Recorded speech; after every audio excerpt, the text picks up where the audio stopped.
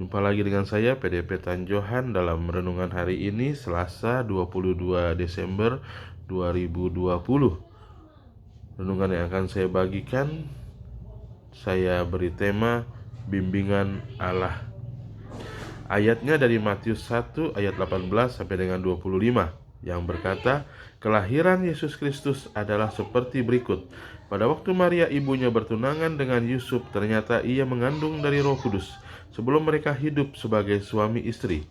Karena Yusuf suaminya seorang yang tulus hati dan tidak mau mencemarkan nama istrinya di muka umum, ia bermaksud menceraikannya dengan diam-diam.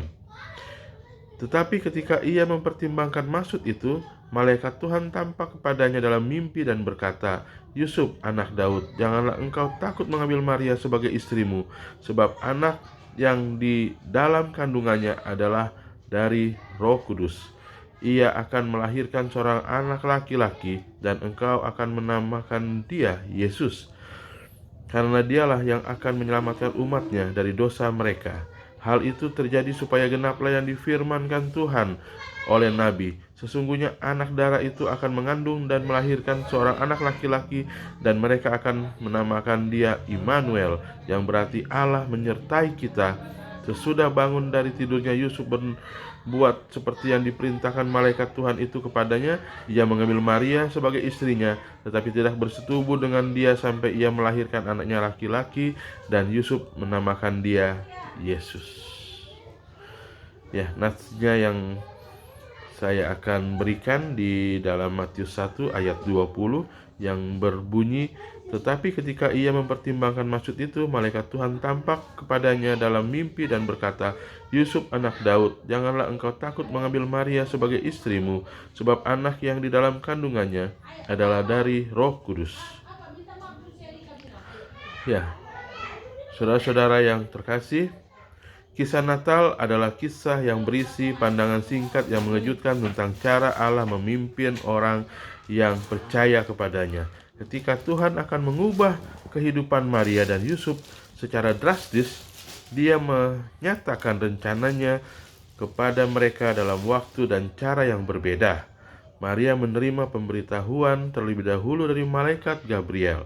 Malaikat itu berkata bahwa ia akan mengandung anak Allah oleh kuasa Roh Kudus. Bisa kita lihat dari Lukas 1 ayat 30 sampai dengan 35 yang berbunyi, kata malaikat itu kepadanya, jangan takut hai Maria, sebab engkau beroleh kasih karunia di hadapan Allah.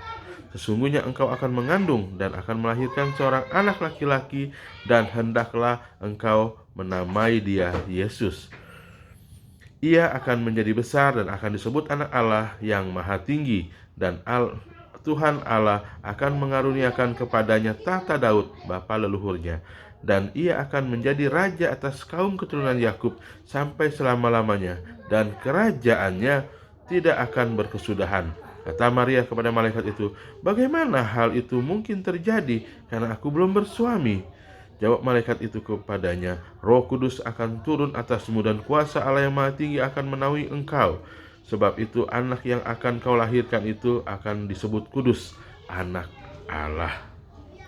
Namun Yusuf tunangannya tampaknya belum diberitahu oleh Allah bahwa waktu itu kemudian, ketika ia mengetahui kehamilan Maria dan memikirkan bagaimana mengakhiri pertunangan mereka tanpa mempermalukan Maria di muka umum, malaikat Tuhan tampak kepadanya dalam mimpi dan berkata, Yusuf anak Daud, janganlah engkau takut mengambil Maria sebagai istrimu, sebab anak yang di dalam kandungannya adalah dari Roh Kudus.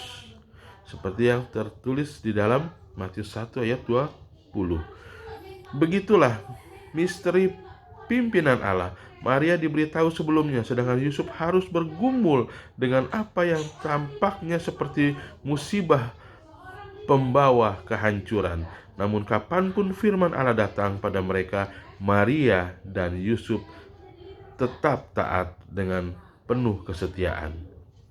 Kita tidak dapat memperkirakan segala hal yang Allah ingin kita lakukan atau bagaimana kita akan mengarahkan hidup kita, tetapi kita dapat meyakini bahwa Dia yang akan memimpin kita, dan seperti Maria dan Yusuf, kita harus siap mengikuti pimpinannya. Kesimpulannya, Anda tidak perlu tahu kemana Anda pergi jika Anda mengizinkan Allah memimpin. Amin. Tuhan Yesus memberkati kita semua. Shalom.